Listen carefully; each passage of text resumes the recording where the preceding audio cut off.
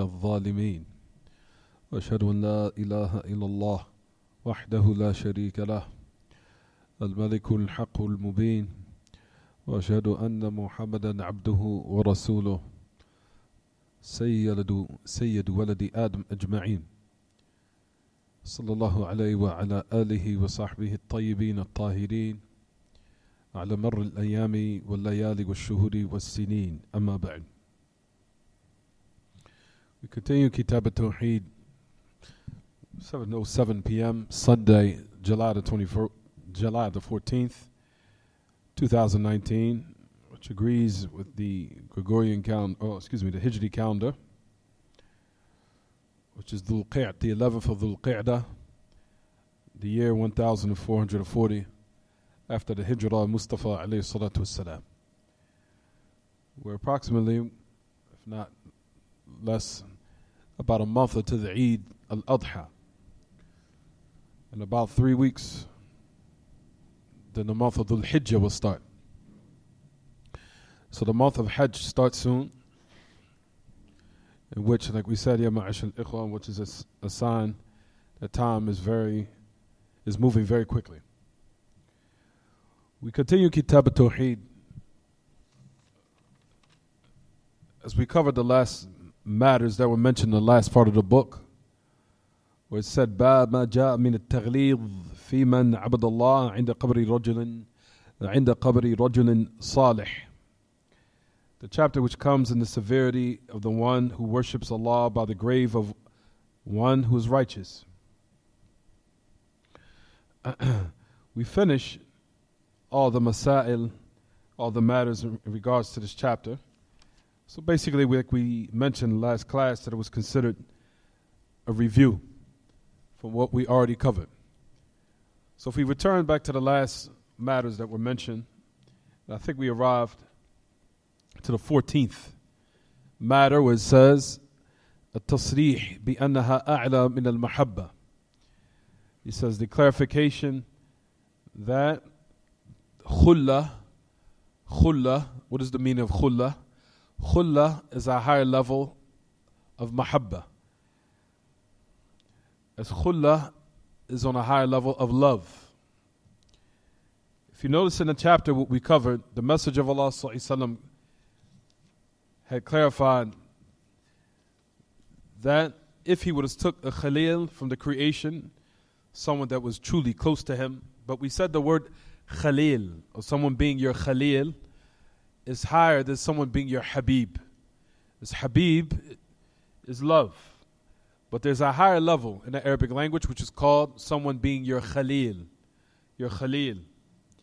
And if you look in the chapter which we already covered, it says, the message of Allah clearly said, He says, Inni abra'u ilallah an yakuna li minkum khalil fa inna Allah qad ittakhadhani khalilan كما اتخذ إبراهيم خليلا ولو كنت متخذا من أمتي خليلا لاتخذت أبا بكر خليلا. So the Prophet ﷺ clearly mentioned in the chapter that we already covered. It says, verily I free myself to Allah, that it would be for me anyone from amongst you a khalil. A khalil. So the Prophet ﷺ is showing clearly here that there isn't anyone from the creation who is a khalil of his. He said, for verily Allah took me as a khalil, just as He took Ibrahim as a khalil.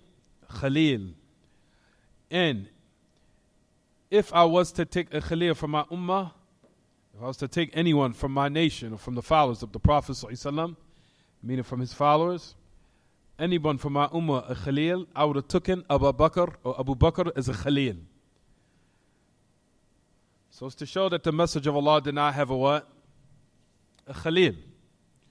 Rather, he had, alayhi salatu wasalam, those who he loved and those who were close to him that he did consider from his ahbab or his ahibba. As we know, Usama was mentioned in the hadith of the great Sahabi. Usama was called Hibbu Rasulillahi sallallahu alaihi wasallam, the one who the Messenger of Allah loved So it's from the Sahaba who he loved. But there wasn't anyone from his companions who was considered a Khalil. For verily Allah subhanahu wa ta'ala took him as a Khalil. So Khalil is on a higher level than Mahabba, or someone being Habib or Mahbub or what have you. So if you look inside the matters in the last part of the chapter, everyone, if you see, it says clear that the clarification that khulla is higher than mahabba. Khulla is higher than mahabba. And those who did take from the creation, akhilla, people who are from the, or if you want to say khalils, as in the Arabic language, in the plural form is called akhilla.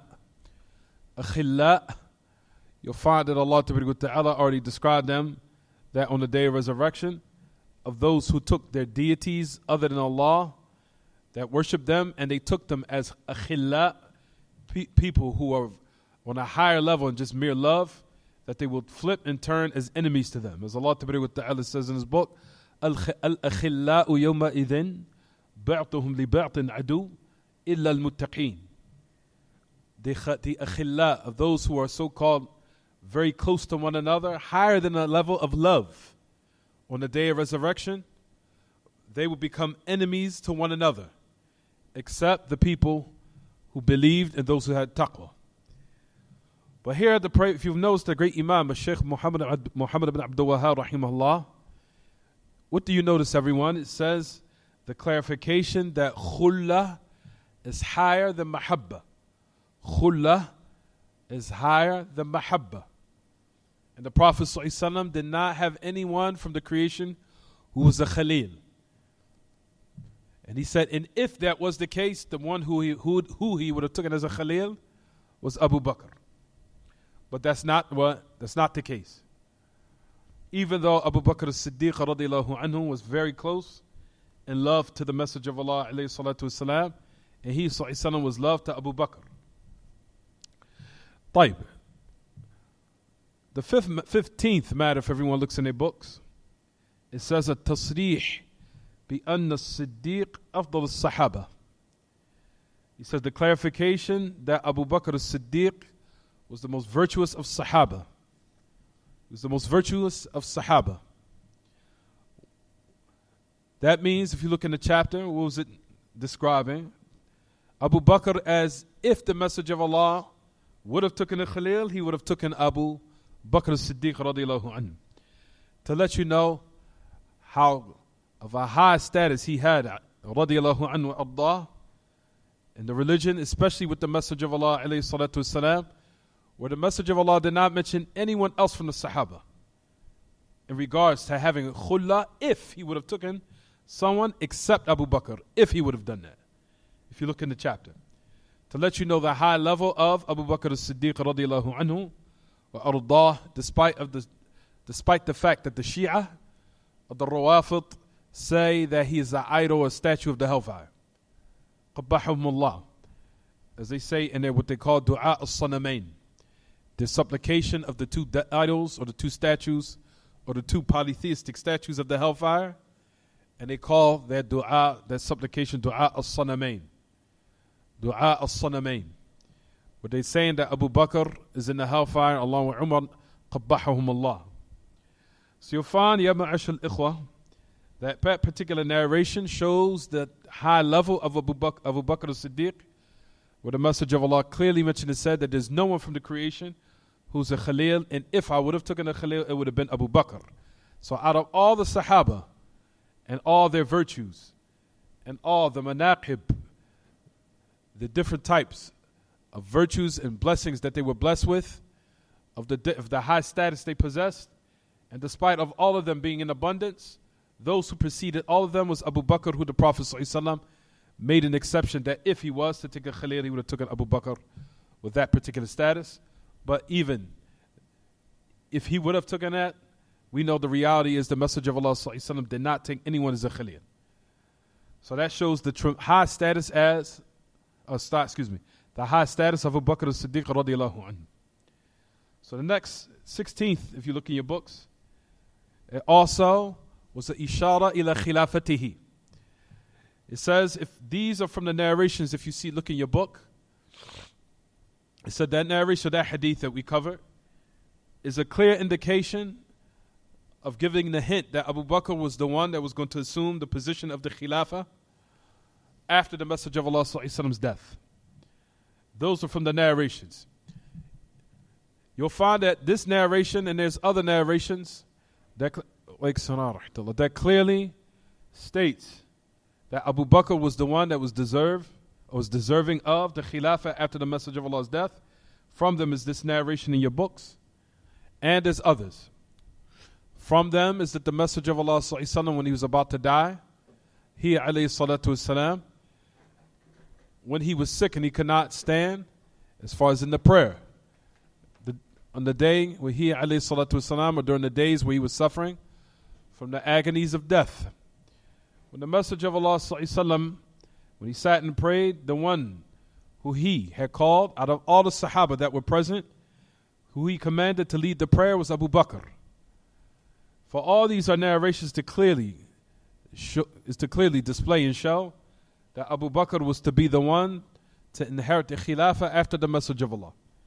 So the narration here in your books, everyone, the Kitaab At-Tawheed, along with the time when the Messenger of Allah alayhi salatu wasalam was on his deathbed, and he alayhi salatu wasalam had commanded Abu Bakr lead the prayer. That he lead the prayer was also an indication to point towards that he, Abu Bakr, was the one to take the position of the Khilafah after the Messenger of Allah's death. There's another narration to show that he alayhi salatu wasalam also gave a hint towards the Khilafah being in the hands of Abu Bakr, where I explained the day before yesterday in the class, where it said that the woman came to the Messenger of Allah sallallahu and she said to him, O Messenger of Allah, he said, إِذَا لَمْ أَجِدْكَ فَآتِ مَنْ فَقَالَ إِيتِي أَبَا بَكْرَ فَإِنْ لَمْ أَجِدْكَ فآتِ من ومن آتي قال العلماء معنى من آتي بعد موتك يعني إذا توفيت ومت فمن آتي بعد أن تموت. You'll find that the woman who came to the Messenger of Allah, she clearly said to him, if I come to you tomorrow, I come to you at a day, and you're not present, you'll find that Ahl Ilm mentioned in this regard about this narration, meaning that if you're dead, if I don't come to you and I find you not alive, that you have died, who do I go to after? He said, go to Abu Bakr. So you'll find that narration is أصرح ومن أصرح الأدلة على أن الخلافة المفروض أن تكون بيد أبي بكر بعد وفاة النبي صلى الله عليه وسلم. So you'll find a narration like these, when the Messenger of Allah صلى الله عليه وسلم, when the woman clearly said, if I do not find you, if I come later or tomorrow and I do not find you, who do I come to? He said to her, go to Abu Bakr.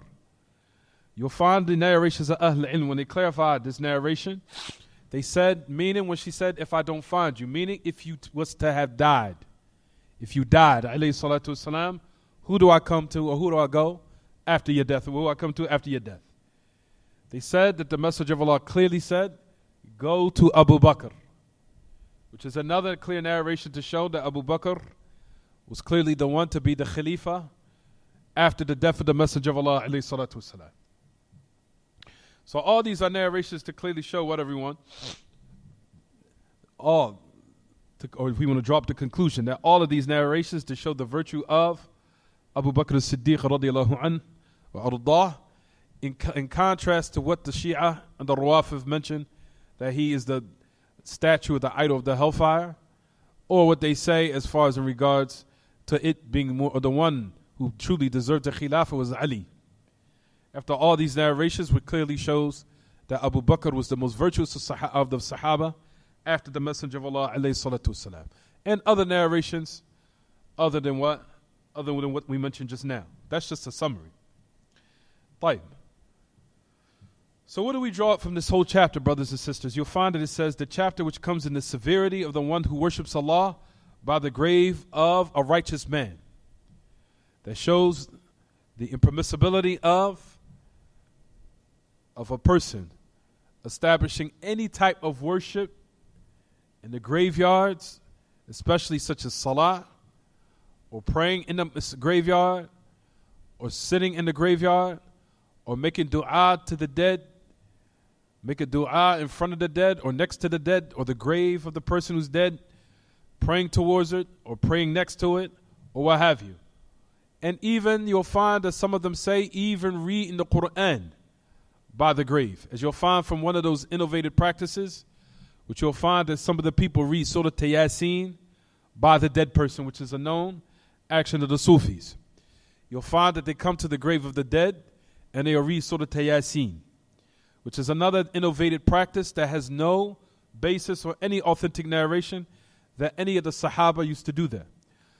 But however, you'll find that certain people, when they come to the grave, you'll find that they either make dua to the dead or they make dua by the dead, hoping that Allah will answer their supplication because of the virtue of this dead person. Because of his virtue, they'll supplicate to Allah by using the dead person as a wasita, as a middleman, hoping that Allah will accept their supplication based upon the virtue of that dead person who they supplicated next to. If that is the case, this falls under what we're speaking about right now, where if you notice it says the severity of worshiping Allah by the grave of the righteous person. It says the severity of worshiping Allah. Then how much more if the person actually worship other than Allah?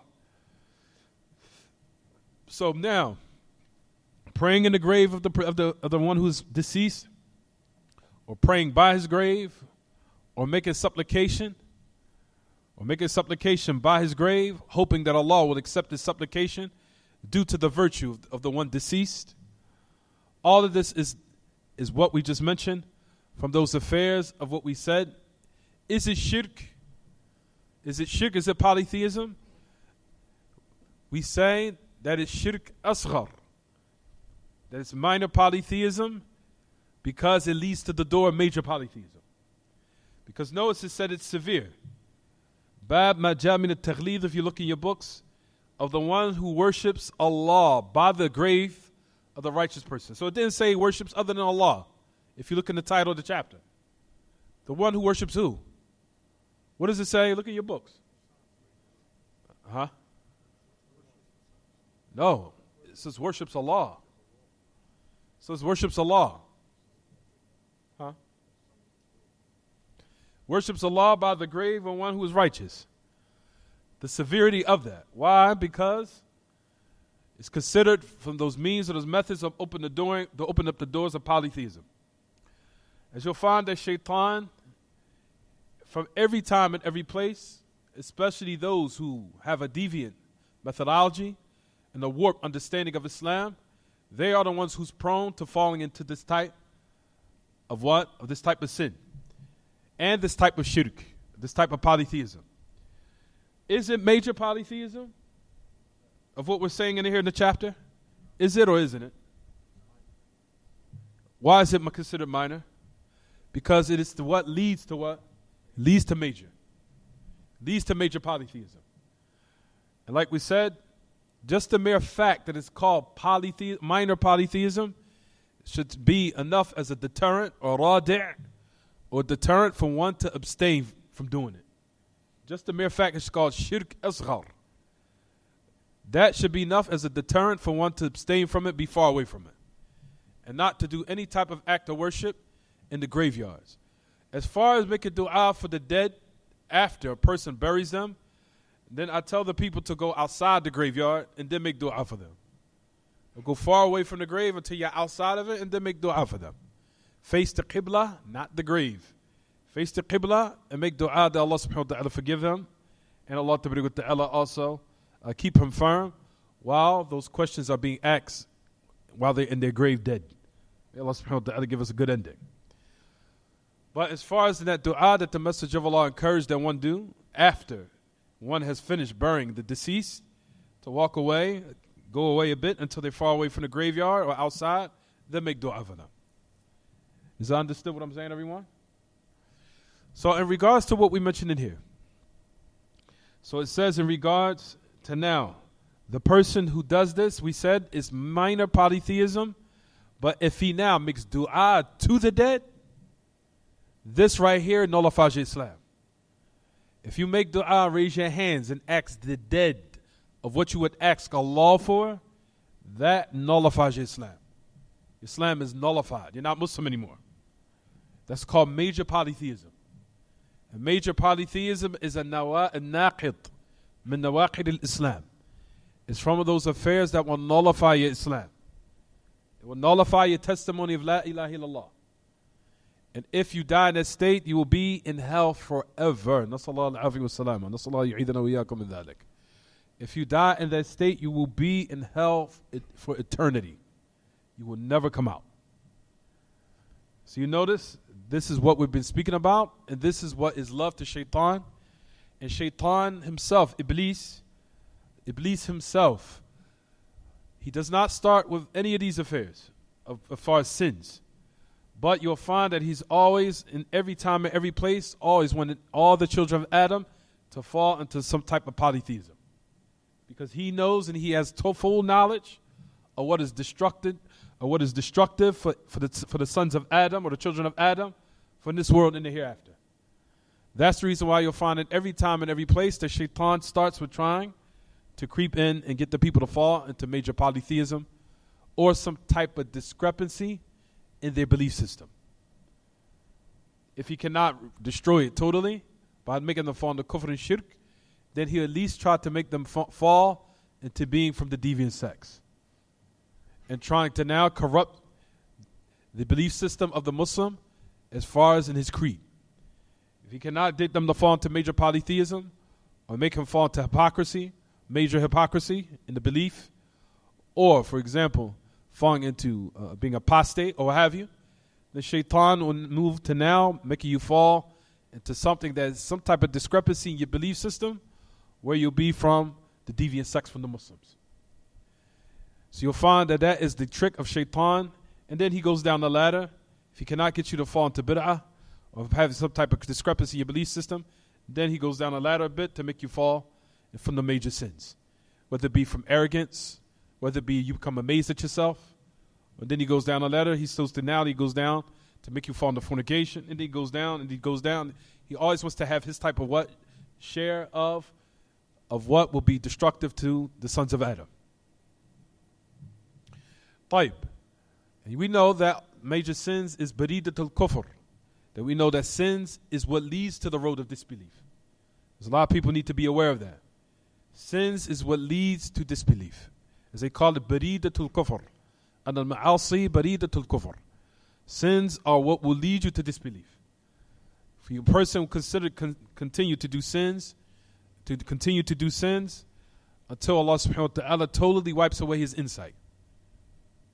Until he will totally wipe away his insight, and he will start to find that act, and there will be so many black dots put in his heart until it's totally corrupted. And then as a result of it, he'll go astray.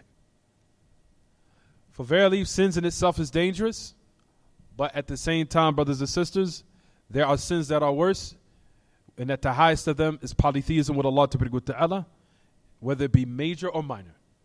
As long as it's called polytheism, one should hear the word shirk should be enough as a deterrent for you to flee away from it and put yourself distant from it. Taib. So the next chapter, so that is what we want to conclude in this chapter. You'll find that the great Imam, Sheikh Muhammad Abdul Wahhab rahimahullah, that he said to show that how shaitan is truly the one who fooled and beguiled a lot of the creation, especially from the deviant sects of the Muslims. And at the head of them, as we discussed last class, were the Shia. And the Rawafid. The Shia and the Rawafid and their different sects, whether they be from the Ja'fariyah or whether they be the Ithna Ashar al-Imamiyah or whether they be from the Ubaydiyyin or whether they be from the Fatimiyyin, as there are all different types of sects from the Shia and the Rawafid. You have those who call themselves Ja'fariyah. You have those who call themselves the Ubaydiyyun, Fatimiyun. You have different types Then you have those who are Sufis and Shia. You have those who are mixed. From them is from the grave that they worship in Egypt, which his name was Badawi. It's Badawi, we was Shi'i Sufi. Shi'i Sufi at the same time. But I don't want to talk about that right now. But anyway, for what we want to say, and I discussed last class, you'll find that the worst of the deviant sects who opened the fitna of worshiping graves and taking them as masajid, as we discussed last class, were the Rawafid or the Shia. As you'll find in the chapter, Shaykh al-Islam Taymiyyah mentioned his book called Minhaj al-Sunnah. He said, أول من أسس فتنة القبور حيث بنى عليها مساجد هم الروافض. The first of those who started this evil sunnah of worshiping the dead and worshiping graves were the Rawafid and the Shia. He said, and you'll find the Sheikh Muhammad Abdul Wahab put in your book, in that same chapter we're discussing, he said that they are the most evil of the deviant sects from the Muslims. What does he say? He says, Sharra Tawa'if. One of the most evil of the sects of the Muslims were the Shia and the Rawafid. He said, why? You'll find he described them as being the most evil because they are the ones who opened up the doors of taking the graves of people as masajid, as places to worship upon. They were the one who opened up the door, and the Sufis followed behind them. The Sufis adopted their ways, and as a result of it, they started worshiping the dead. That's why you'll find that a lot of those who are Sufis worship the dead, because they took that evil sunnah from the Shia. And they are the first ones who opened the doors of grave worshiping and worshiping the dead and building masajid upon qubur, upon graves, with the Rawafid and the Shia. That's why you'll find the Sheikh Muhammad Abdul Wahab put in the book, what does he say, everyone? If you'll find that he said they are the most evil of the two deviant sects, based upon what the great Imam, Sheikh Muhammad Amal Jami, he mentioned and said. He said, why are they considered from the evilest sects of the Muslims? He said, لأنهم شر الطوائف في باب العبادة بينما تجد أن الجهمية شر الطوائف في باب الأسماء والصفات. He said that the most evil of the two groups, are the Shia. Why? Because they're the most wretched of the deviant sects of the Muslims in the aspect of ibadah, of worship. In the aspect of ibadah and worship. He said, whereas you'll find that the Jahmiyyah, they are the most evil, or the most wretched and evil of the deviant sects, because they are the ones who are the most evil in the affair of the asma wa sifat. They are the most evil in the affair, or from the aspect of the names and the attributes of Allah. They are the most evil. So the Shia are the most evil in the affair of, like we said, of ibadah, of worship. And we said that all of the Sufis took all of their practices, as far as in worshiping the dead and worshiping graves, they took that from the Rawafid and the Shia. That's why you'll find always that when an Ahl Ilm criticized the Sufis, he says you'll find that in their practices in it is the practices of the Shia and the Rawafid. طيب. So that is to conclude this chapter. So we know that the Shia are the ones who opened up the door of worshiping graves. And you'll find, as we discussed last class, that the Shia and the Rawafid are the first ones to start the innovated practice of celebrating the birthday of the Prophet ﷺ, what they call Bid'at al-Mawlid. Celebrating the birthday of the Messenger of Allah, started by the Rawafid of the Shia, as they brag about it to this day. That they were the first ones, and he said that the rest of the Muslim nation all around the world follows behind us in this. Seeing them bragging about something they did evil. Bragging about a bid'ah. Bragging about something they newly invented and took the Muslims astray, and they brag about it.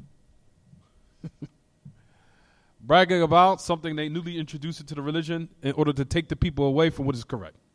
La hawla wa la quwwata illa billah. So we finished that chapter. If you move on, everyone. The next chapter says, Bab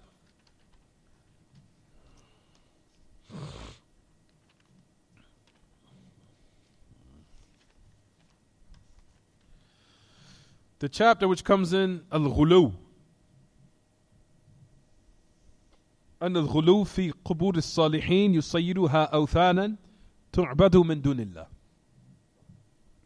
He said what comes that extremism in regards to the graves of the righteous, that it will make it awthanan. It will make it idols that are worshipped besides Allah. That are worshipped besides Allah. Everybody see the chapter? Everybody's on the same page? Fine. So the new chapter is concerning what, everyone? That extremism in regards to the graves of the righteous. So here it's talking about people who are righteous.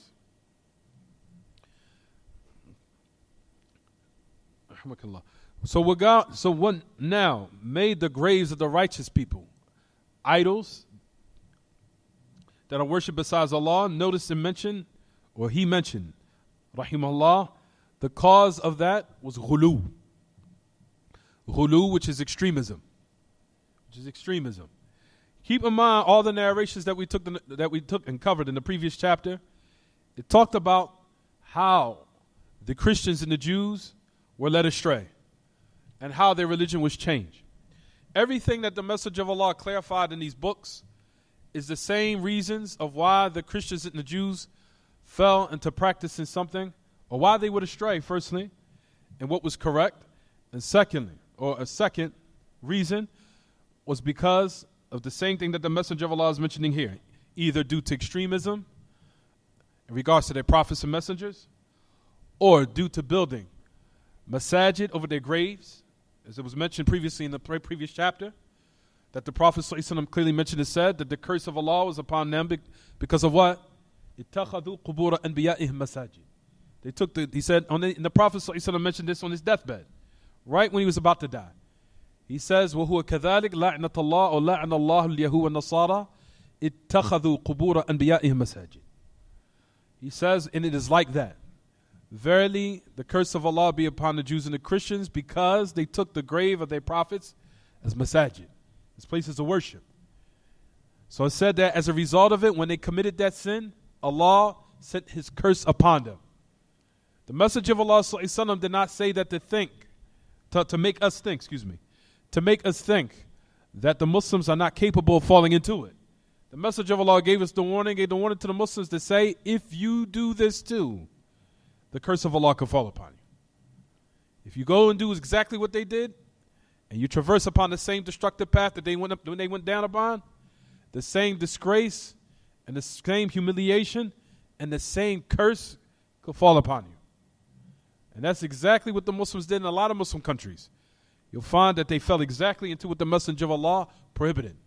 And as a result of it, you see humiliation and disgrace have fell upon the Muslims in their countries where there's no peace, there's no tranquility. You'll find that there's constant bickering and arguing with their leaders and their rulers, and there's chaos amongst their societies.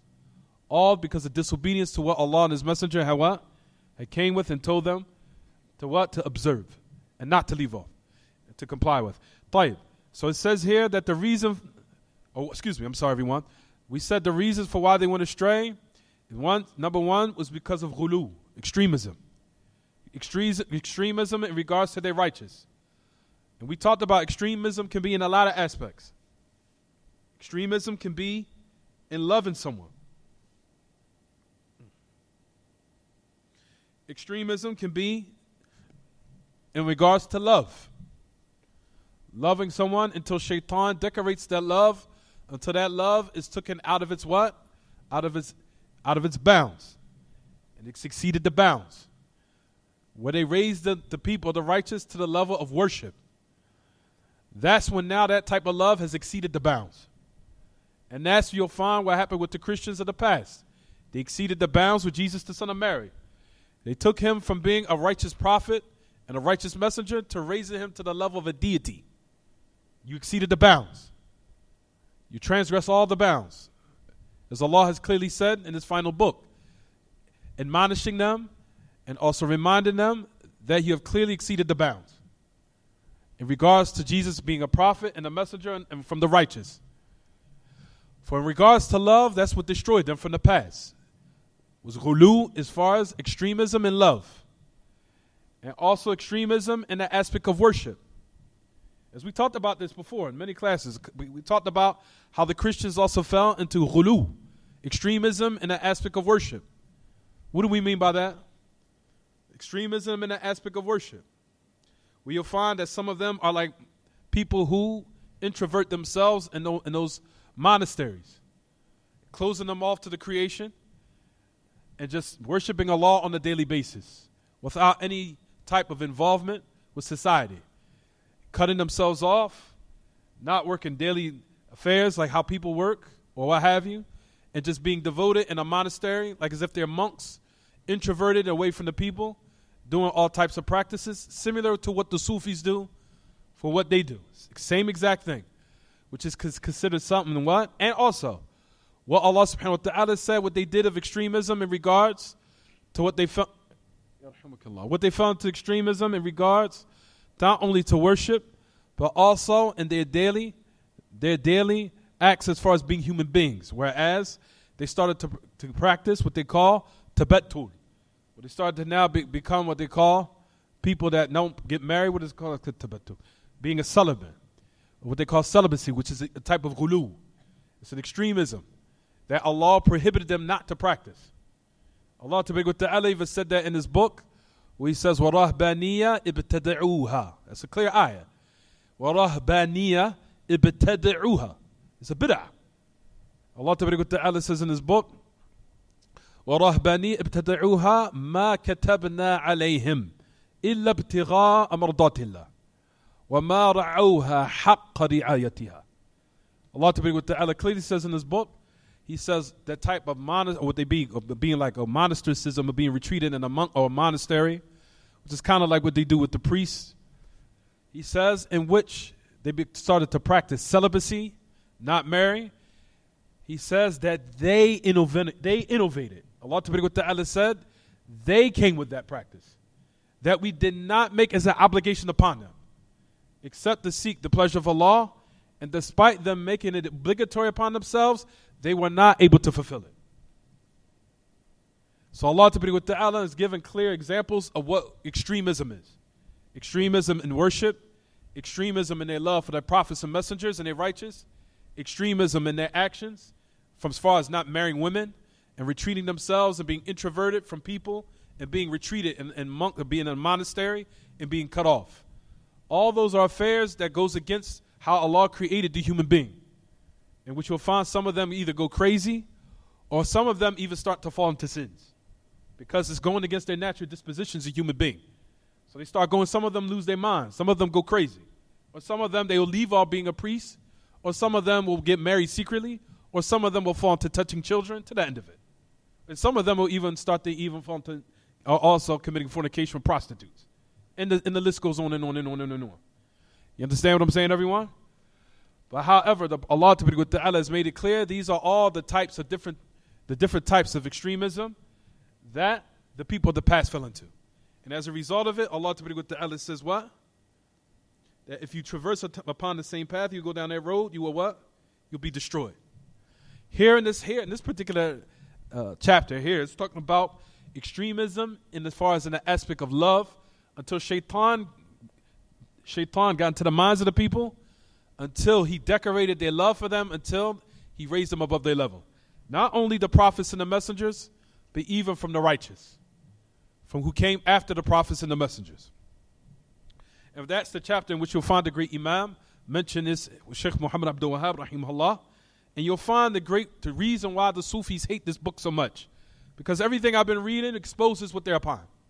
That's why you'll find that the majority of the Sufis, from their deviance, is that they do not focus on educating the people in the monotheism and the Tawheed of Allah. Rather, they warn from that. That's from their major discrepancies. So if a person want to know why Sufis are considered deviant, because they do not give any precedence or any importance to educating their followers in what is Tawheed and what is Shirk, and educating them properly in that regard. If you'll find that the majority of them, if you was to speak to them about it, they would not know anything about it. Rather, they think that shirk and what they're doing is tawheed, even though they're committing shirk. And you'll find that a lot of them are doing that. From worshiping of dead and from the different weird types of beliefs that they have, such as, for example, them breaking the religion down into what they call Sharia and Haqiqah. As you'll find that the Sufis, that they break the religion down into two categories. They call the Sharia, what the Prophet ﷺ came with, that's only for the common folk. The Haqiqah, the reality, is for the Khawas, is for those who are exclusive and special. Who are the Khawas? Who are those who attain the Haqiqah, the reality? They are the ones who do not need the Sunnah of the Prophet ﷺ anymore. We go past, as they say, the Sunnah of the Prophet ﷺ, where we do not need it anymore, and we take our knowledge directly from the preserved tablet. We take our knowledge directly from the Lawh al-Mahfuz. We went past the Sunnah, left the Sunnah, until we don't even need it no more, because we're on another level. The common folk, what you guys practice, what we're doing right now, what we're doing, they say that's for you guys, the Sharia. We're on another level, which is called the Haqiqah, the true reality. The true reality, we don't need the Sunnah anymore. We bypass it. And we take our knowledge directly from the preserved tablet. If this is not kufr bawah, if this is not clear disbelief, then what is? And this is what they practice. And we could go on and on about things about the Sufis that people would think that it is just like another religion. It's just like I said months ago. Sufi is like another religion. It has nothing to do with Kitaab and Sunnah. It's like a totally different religion. And if you was to involve yourself in the Sufiya, I would not find it off that you would probably apostate in a granted time due to all the confusion it would cause. Because there's no way a person could be upon sincerity in their religion and them not learning what the Tawheed of Allah is. The Tawheed of Allah is what truth gives you knowledge of Allah. So you can have surety in your heart of what you're upon is the truth. Whereas Sufis teach you the opposite of that. And as a result of it, you'll find a lot of their followers are either in doubt, or they go astray, or they apostate, or they fall into disbelief as far as in regards to the affairs of polytheism, where they worship the dead. And like we said, from the heads of them, you'll find that the majority of them that they rely upon fabricated ahadith, story tales and stories of their so-called righteous when they're not righteous. And you'll find a lot of other things that they rely upon as far as innovative practices of what they do on a daily basis, of different types of weird dhikr, of reminders or remembrances that they do that are extremely weird, and which will drive you insane and drive you to confusion and drive you to even probably apostate. And it will drive you crazy of some of the things that they do. For verily, ya ma'ashal ikhwa, even though Sheikh Muhammad Abdul Wahhab is talking about what happened to the past with the Jews and the Christians, this happens to the Muslims. And from them are the deviant sect called the Sufiya, and like we said, the Shia and the Rawafid, because they also grave worship. And they worship the grave and they worship the people of what they call righteous. Even though they say that some of the people who are righteous, such as Hussein radiallahu anhu, and Ali radiallahu anhu, or Fatima radiallahu anhu, who they claim that they love openly, but in actuality it's just a trick to make you think that they love them, when in actuality they hate Ahl Bayt, because the whole hatred of why they hate Abu Bakr and Umar and also Aisha is to now drop them and to totally get to the message of Allah sallallahu alaihi wasallam. That's why you'll find the extremists amongst them said that Ali should have been the prophet and it should not have been given to Muhammad, as some of them say. But anyway, so in regards to what we mentioned in here, Ma'ashal Ikhwa, it says the chapter, if you notice that he said the hadith of the message of Allah. The hadith of the message of Allah, in which was related by Imam Malik. Imam Malik's full name, brother. Imam Malik's full name is Malik ibn Anas ibn Amir. Oh, excuse me, Ibn Malik. I'm sorry. It's Malik ibn Anas ibn Malik. Imam Malik. I'm sure everyone heard of some of the Muslims out there. Imam Malik. People might mention to you Imam Malik. Imam Malik, his whole name was Malik ibn Anas ibn Malik ibn Abi Amir al-Usbuhi. His full name was Malik ibn Anas ibn Malik ibn Abi Amir al-Usbuhi. And he was given the kunya, or he was given the laqab or the nickname Imam Dar al-Hijrah, the Imam of Medina, because that's where he resided, rahimahullah. That he made in his book called Muwatta. His book Muwatta, as you look in your books, it says that the Messenger of Allah sallallahu alaihi wasallam mentioned, it said, "O Allah, do not make my grave an idol which is worshipped. Do not make my grave an idol which is worshipped." How do they translate in your books, everyone? Oh, alhamdulillah. That's it. Do not make my grave an idol that is worshipped. So this is what the Messenger of Allah goes on to say. He said that the anger of Allah became severe upon the people who took the graves of their prophets' masajid. All right? What happened? He said that the anger of Allah became severe upon the people who took the graves of their prophets as masajid. So this affair is not hayyin, it's not easy. It says that the anger of Allah became severe. The anger of Allah became severe upon the people who took the graves of their prophets as masajid.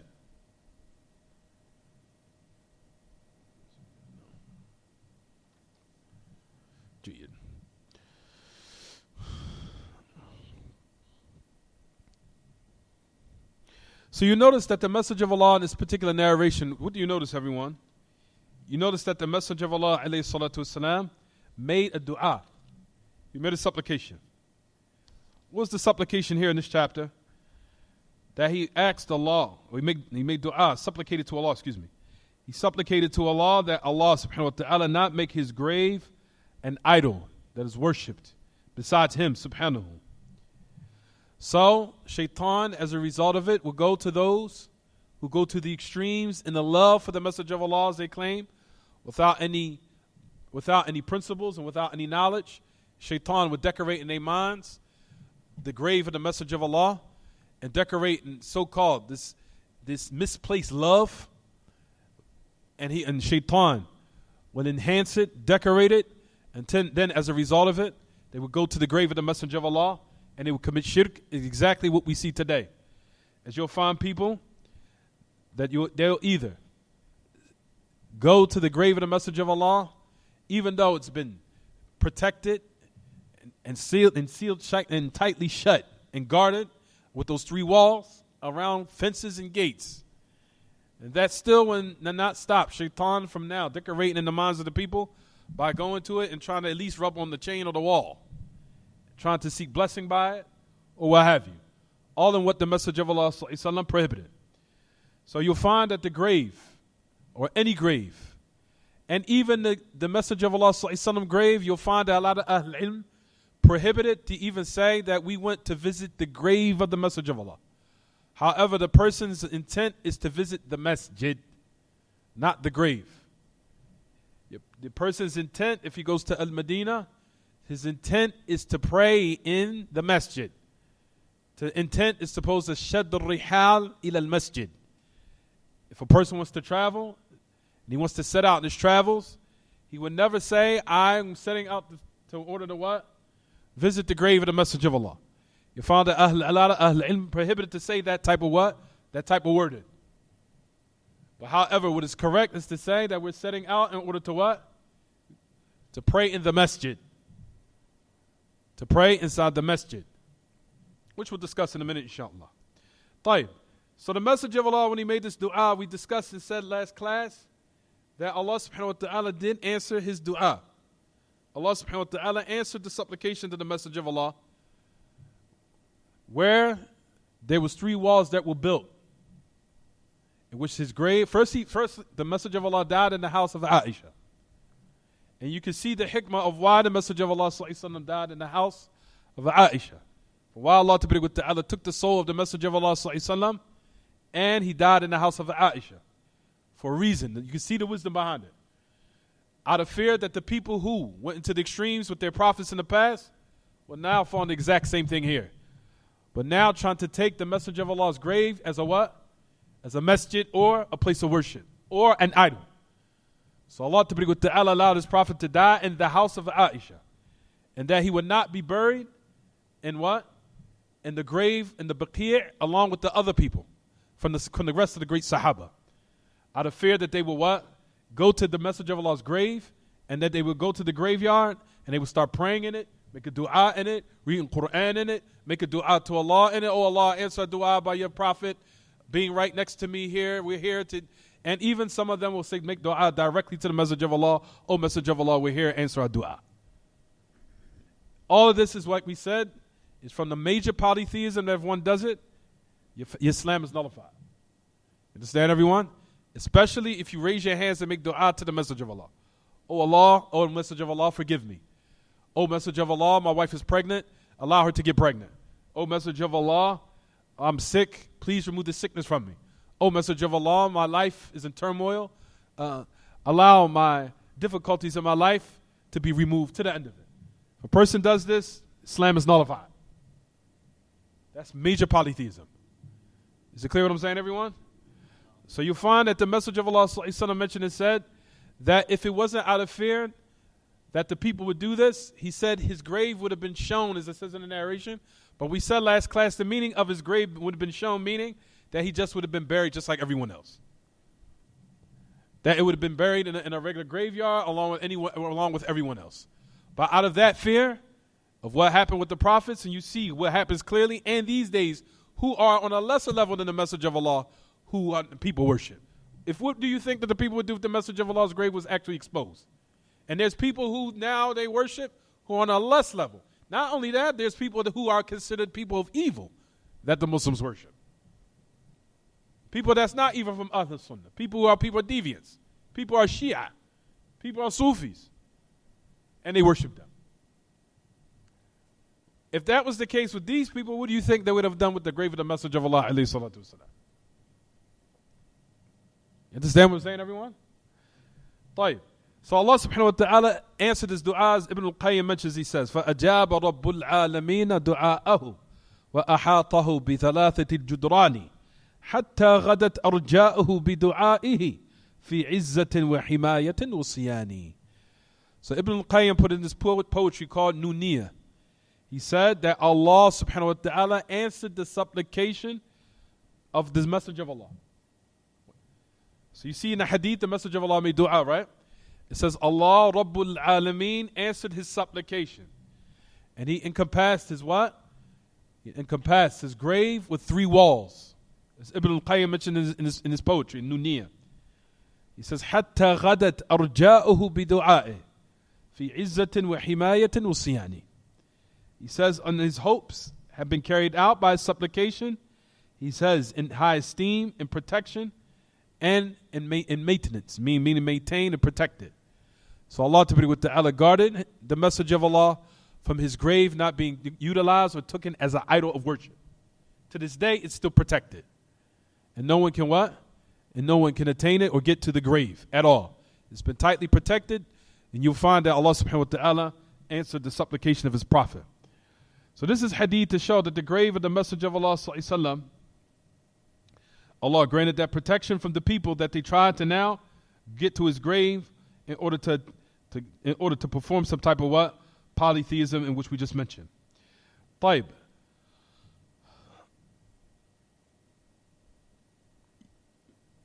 I don't even want that. I'll put that right there.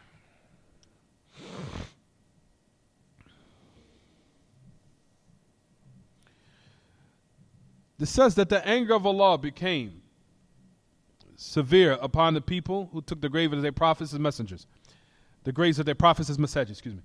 You'll find that the Sahaba of the past, anything that led the people down the road of polytheism, you'll find that they all did their best, especially during the Khilafah of Umar al-Khattab, where you'll find in his time that any type of event or any type of maybe some type of event that might have took place that was special during the time of the Messenger of Allah. Let's just say, for example, when they gave the pledge and allegiance to the Messenger of Allah upon what they call تحت بيعة شجرة الرضوان, when they gave the bay'ah, the treaty, the pledge and allegiance to the Messenger of Allah under the tree, Ar-Ridwan, where they put their hands under, on top of the Messenger of Allah ﷺ, and they gave the pledge and allegiance to him.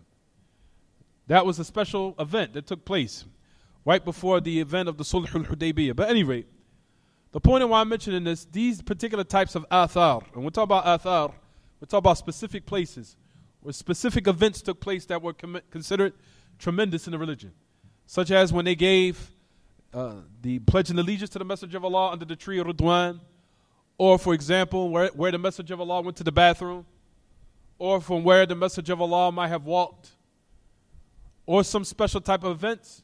You'll find that Ibn al-Khattab radiallahu anhu stopped it. Even to the point, like we said, where certain events took place, you'll find that Ibn al-Khattab radiallahu anhu had actually removed where they had actually gave bay'ah to the Messenger of Allah. Where they gave pledge and allegiance to the Messenger of Allah, that special event, Ibn al-Khattab commanded that it be wiped out. Out of fear that the people now would start to what? That they would start going to them places. Shaitan would come to their mind, thinking that's a special place. There's something virtuous about it. Let's start praying there. Then the next thing you know, because of ignorance, when time elapsed, people will start rubbing dirt on it, rubbing the dirt, rubbing their hands with it, and then they will start making dua to other than Allah. So Ibn al-Khattab, the great Khalifa, Ar-Rashid, as it says in the Athar, it says, بطريقة مكة صلاة الصبح ثم رأى الناس يذهبون مذاهب فقال أين يذهب فقيل يا أمير المؤمنين مسجد صلى فيه النبي صلى الله عليه وسلم فهم يصلون فيه فقال إنما هلك من كان قبلكم بمثل هذا كانوا يتتبعون آثار أنبيائهم ويتخذونها كنائس وبيعا فمن أدركته الصلاة في هذه المساجد فليصلي ومن لا فليمضي ولا يتعمدها.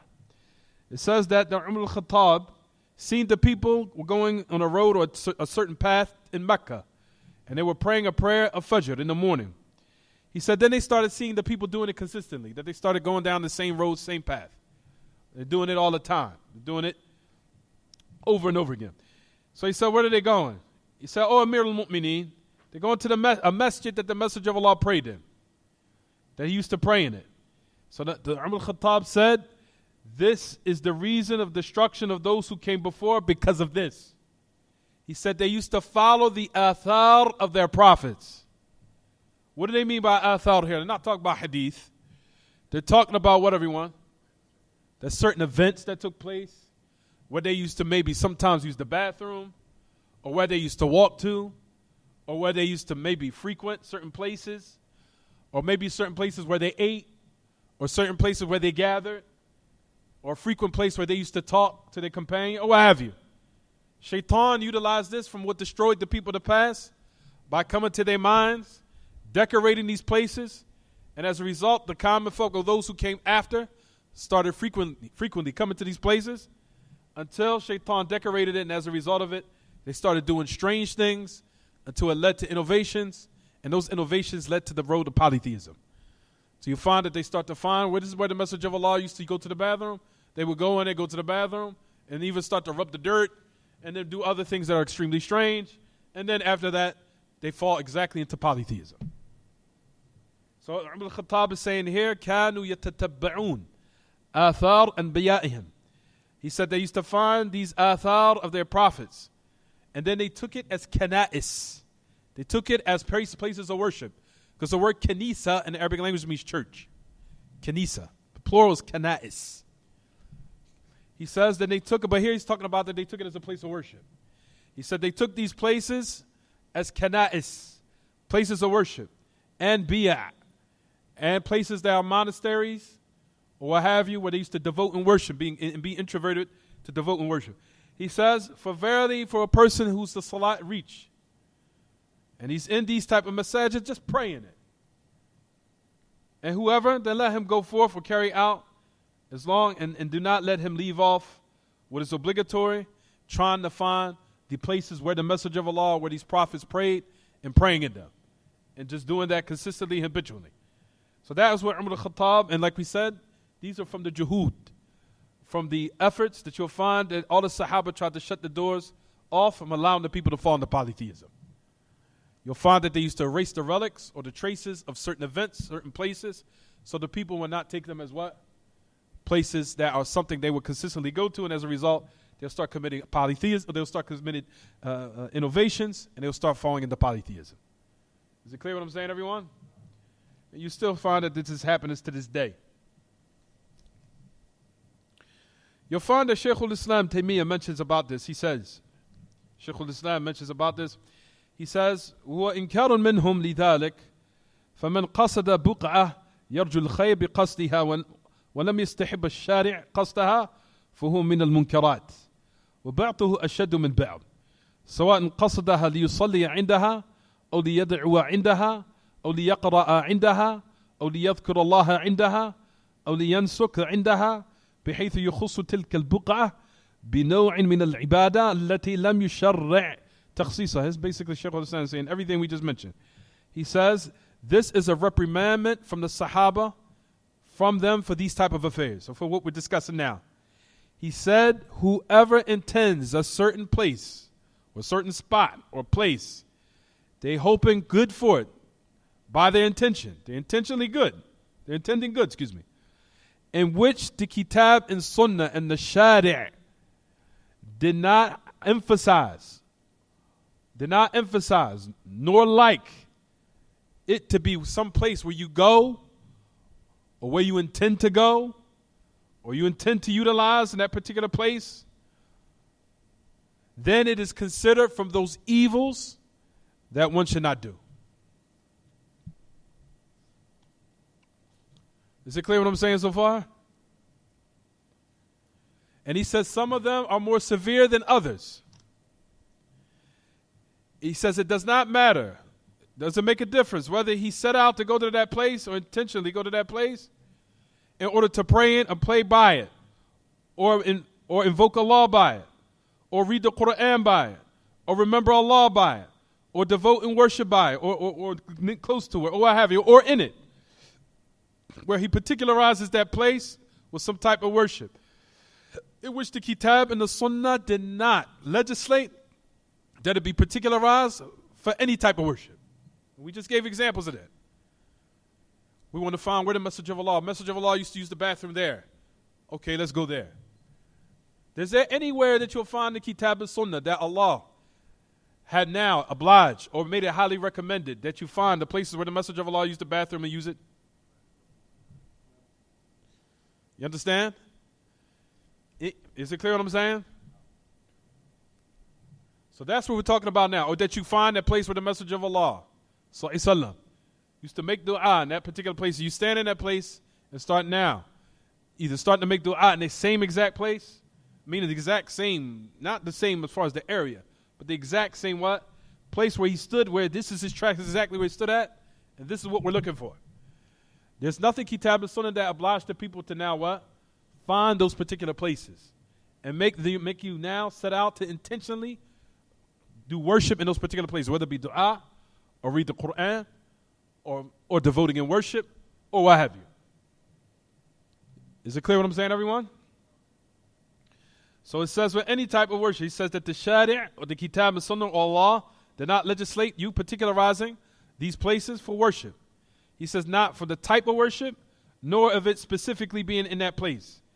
Except, he says, إِلَّا أَنَّ ذَلِكَ قَدْ يَجُوزُ بِحُكْمِ الاتفاق لا قصد الدعاء فيها كمن يزورها ويسلم عليها ويصل الله العافية له وللموتى.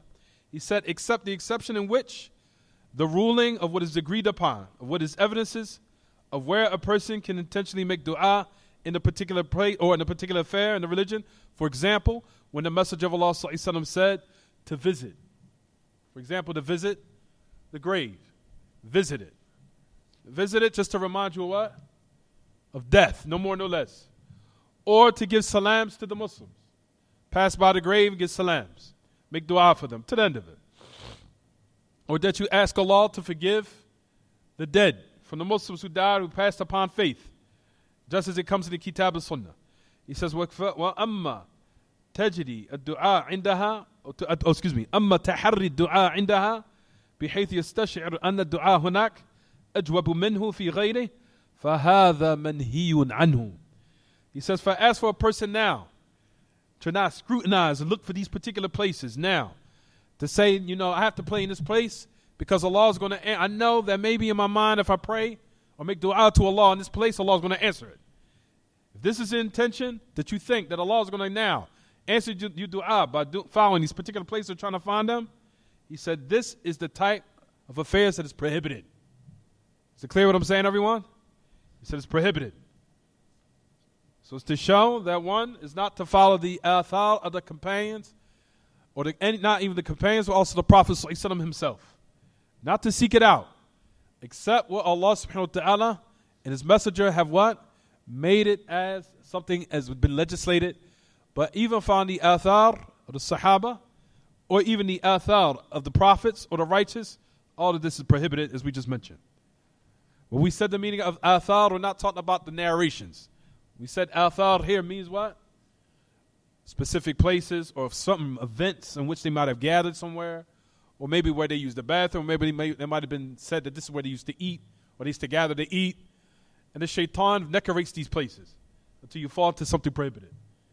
Where you start thinking there's something special about these places, so I'm going to start praying here, and I'm going to start reading the Quran here, and I'm going to start making dua here, to the end of it. The shaitan he just leads you along from one thing to another thing, to another thing, fell into shirk. Is it clear what I'm saying, everyone? طيب. So it says that the anger of Allah has become severe upon the one who does this.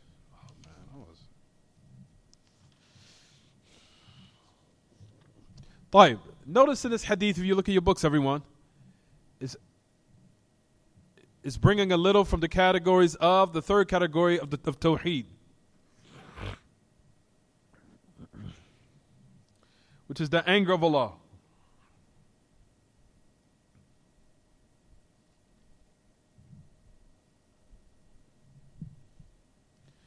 The anger of Allah Ta'ala is a true characteristic that is affirmed in Kitaab and Sunnah.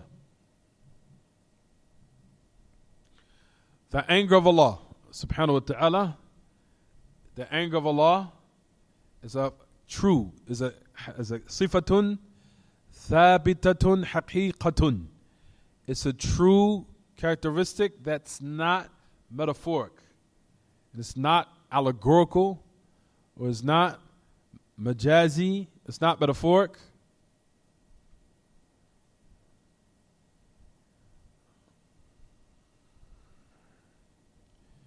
It's not metaphoric. It's a true characteristic. It does not resemble the anger of the creation, but it is a true anger. And it does not resemble the anger of the creation, not truly reality, not as far as the reality of it. I mean, there's no resemblance between the anger of the creation and the anger of the Creator.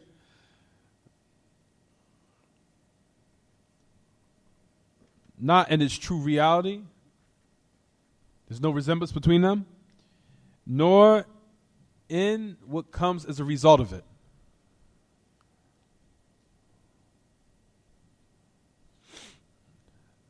As the anger of Allah Ta'ala, we'll explain the meaning of it, inshallah, to what he says comes as a result of it. As you'll find,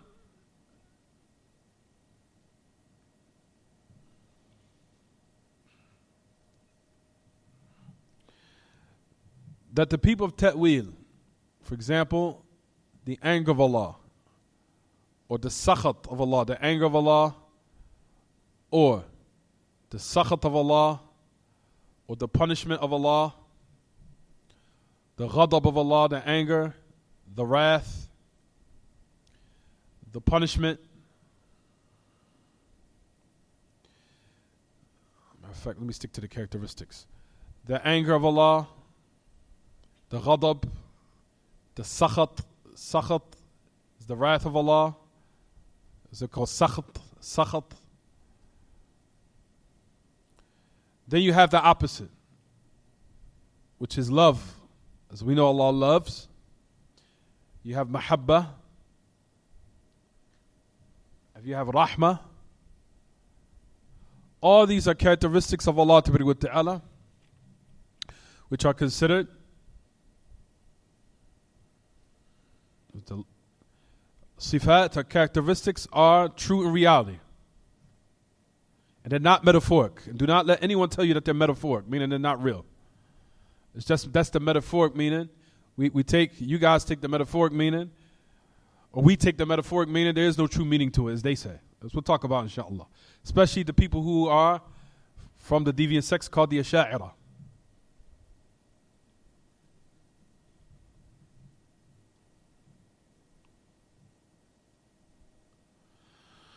طيب. The anger of Allah, what is the effect of it, everyone? Is that Allah subhanahu wa ta'ala will punish. That's the effect. No, that is the consequence of it, excuse me. That's the consequence of it. The anger of Allah, which comes as a result of it, is what? That Allah might punish his servant. Might punish him. Just as mahabba is love, which means that Allah, as a result of that particular characteristic, is that He will what? Reward him. Or honor him. Or what have you. But anger of Allah, which comes as a result of it, or what's the consequence of it, which is what? Either punishment or Allah, humiliation, to the end of it. طيب. The Asha'ira say that Allah subhanahu wa ta'ala, His characteristic of anger is not true. Like you say, Ahl Sunnah. It means something else. They say the anger of Allah means iradatul intiqam. They say that the anger of Allah means what Allah wants in regards to retribution, or taking retribution from his servant if he disobeys him. Retribution meaning to punish him. They say that's the meaning of the characteristic. Is that true or not, everyone? What I just said. Is it true or not? That is incorrect. Separate the difference between the characteristic and what is the consequence. The characteristic does not mean the what? Another affair, which is, you'll find that they give basically the meaning of the word ghadab, or the mean anger, with the consequence. So they take out the characteristic, remove it. Allah doesn't get angry. And they affirm, no.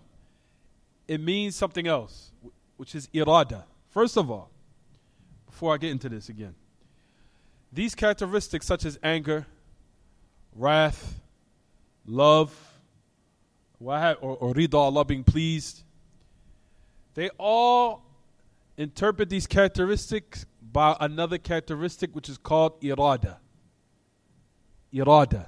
If you write this down or not, focus on what I'm saying. Such as wrath, ghadab, sakhat, Allah being angry, ghadab, Allah is being angry, or wrath, or mahabba, or love, or rida, or pleasure, or Allah being pleased. They explain all these characteristics with another characteristic, which is called irada, what Allah wants. So now they say, as far as love, is iradat Allah, ithabat al-abd. Or for example, Allah love, no, Allah doesn't love. It means that what Allah wants as far as giving him a reward. Is it clear what I'm saying? What Allah wants to give him of, no, it doesn't mean pleasure. It doesn't mean that Allah is pleased. It means what Allah wants to give, or what He wants as far as giving honor to the slave. Is that correct? It's wrong. you cannot interpret all these characteristics such as mahabba, such as rida, Allah being pleased, Allah's love, Allah's anger, Allah's wrath, with a characteristic called irada, what Allah wants. That's the first thing. You cannot take all these characteristics, all of them which are from the characteristics of Allah subhanahu wa ta'ala's actions, and explaining them with the characteristic of Allah's essence, which is called irada. You cannot do that. And as far as his anger, this is what they say. Anger is not true. It's what Allah wants if He wants to punish him. Or for what Allah wants if He wants to disgrace him. Is that correct? It's not. It's all wrong. The anger of Allah, we affirm Ahlul Sunnah. We affirm the characteristic. And we also affirm the consequence. But we do not remove the characteristic and say that it means the consequence. Is it clear what I'm saying? Is it clear what I'm saying? Nor do we take the word ghadab, remove it, and put in its place that it means another characteristic such as what Allah wants. Is it clear? Or no, it means what Allah wants as far as rewarding the slave. Or it's what Allah wants is when He wants to punish the slave to the end of it. Wrong. That is the belief of the Ash'ari. That's what they say. We affirm the characteristic, and we affirm separately what will come as a result of it, which is the consequence. And if it's reward, we say will be the reward. We won't say consequence for that. As far as love, because that's not a consequence. That's the actual reward of what Allah subhanahu wa ta'ala gives as a reward. Type or repayment in regards to what is love or as far as what Allah is pleased with, if He's pleased with the slave. So that is in regards to what? The ghadab. There's something else I want to get into. Type Ash'ari. Why do you now say that Allah does not become angry? They say number one is because it's boiling of blood in the heart of the abd. When his blood starts to boil or his blood becomes hot and it starts to boil. And as a result of it, it's an emotion in which you'll find that when his skin or his blood starts to boil. And this is the reason why we say that the anger of Allah is not the anger of the creation. This type of analogy, is it correct or is it not correct? First of all, you got to listen to what did I just do? Fell into tashbih. The reason why they negated it is because what they're trying to flee away from and accuse you of, they fell into it. Is it clear what I'm saying? Now, I have not met any person of deviance from the Ash'ari or anyone that came to me except that they felt what they tried to flee away from. The reason why they negated it is because what they're trying to accuse you of and what they think they're trying to flee away from, they fell into. That's the reason why they negated it. Listen to what I said. They say, no, we don't believe Allah becomes angry. Because anger, the definition, is boiling of the blood in the body of the human being.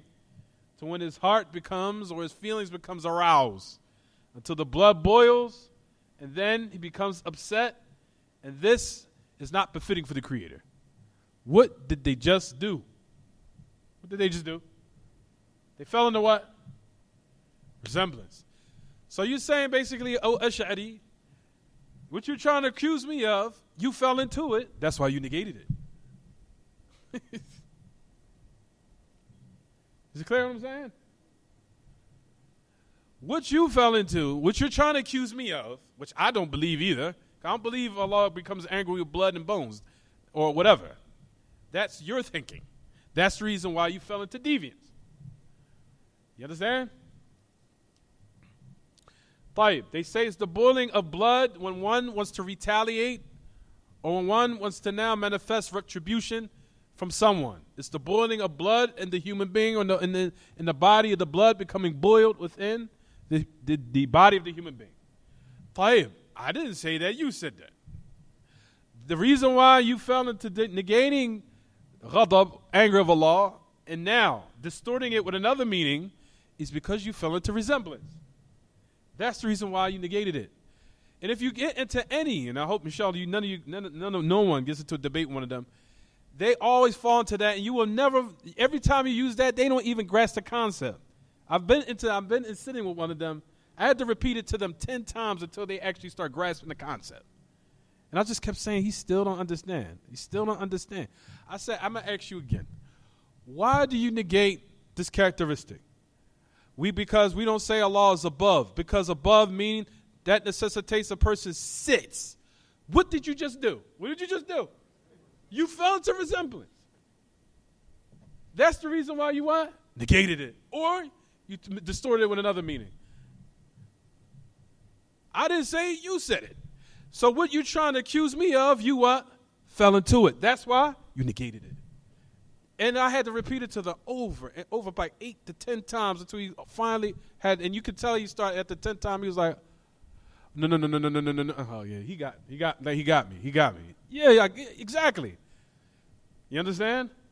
That's what they'll say. I don't believe Allah is above the throne. I don't believe Allah sits. What you used to do? Nobody says nobody from the Salafis that have true knowledge says Allah sits. No one says that. We say Allah's above the Arsh. That's what Allah says about himself. He's above the Arsh. He's above the throne. The fact that you say Allah sits, that's what? Resemblance. That's the reason why you what? Negated it. You understand? Allah subhanahu wa ta'ala created things that could be above, and at the same time it doesn't sit upon it. And that's from the creation. So how do you think Allah does not have the ability to be above the creation and does not have to be exact what you say, which is sitting? Allah created the sun. It's above us all the time. Does it sit? No. It's created. Allah created the moon above us. It's above us. Does it sit? No. Still above us? You understand? Absolute nonsense. Allah's created things from the creation that could be above, and it does not sit like a human being, and it's still above us. Is it clear what I'm saying? Tayyib. Allah, they even say, for example, even Allah subhanahu wa ta'ala will say he's above because you're saying he's in the sky and he's now been confined by all the distances around. That's kufr. What did you just do? What did you just do? You resembled Allah to creation. That's why you negated it. And you'll find they do it everywhere. There's not one Ash'ari said they say the exact same thing. Why is Allah, you believe Allah is above the heavens? I say, yeah. It's like, no, we don't believe Allah is confined inside of the sky. What did you just say? What did you just do? You resembled Allah to creation. That's why you negated it. So what you're trying to accuse me of and what you think you're trying to flee away from, you what? You fell into it. That's why you negated it. You understand? I don't believe Allah. That's kufr if you're saying Allah's in the sky. Nobody never said he's in the sky. He said Allah's above the Arsh. And even Allah subhanahu wa ta'ala created things that are bigger than everything from the rest of the creation, such as the footstool of Allah. Allah subhanahu wa ta'ala said that just the footstool of Allah encompasses the heavens and the earth. That's just the footstool. That's not even the Arsh. The footstool of Allah encompasses the heavens and the earth. Everything in the heavens and the earth.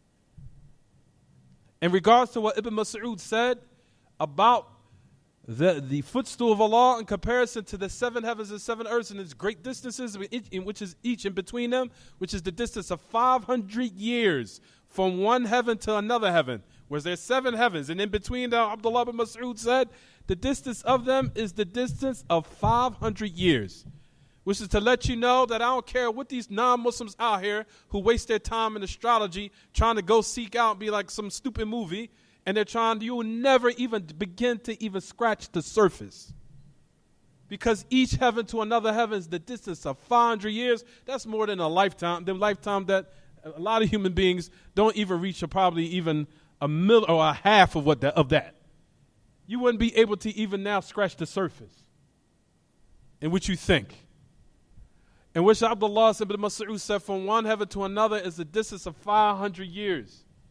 All the way up to the seventh, until Allah himself described that the kursi, the footstool, not even the throne, he says it's like, in comparison to all the seven heavens and the earths, and the great distance between them, it's like one taking a ring and throwing it in the middle of a desolate desert. That's the footstool in comparison to what? And to the distance of the seven heavens and the seven earths. That's the creation. That's something Allah created, which is bigger than the heavens and the earth. And then you have something that makes the actual footstool look like something small. The footstool is huge. Then you have something that makes that look smaller, which is the Arsh. The Arsh of Allah. Tafadal, you call it.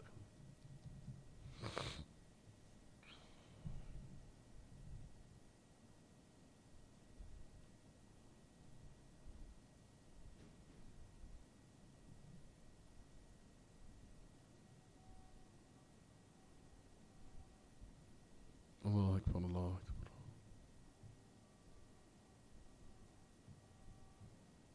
Allah Akbar, Allah Akbar.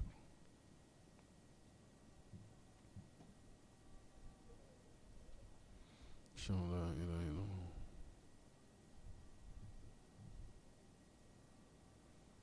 Ashhadu an la ilaha illallah.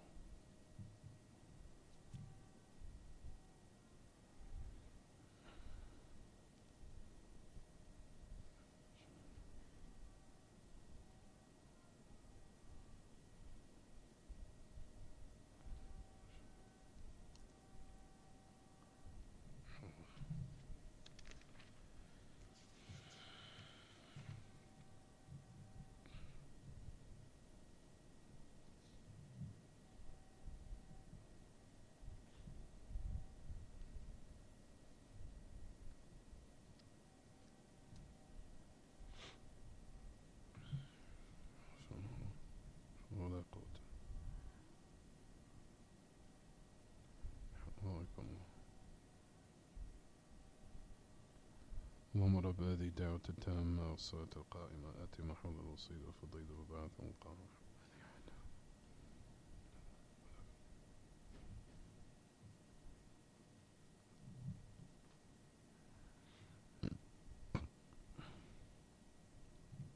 طيب.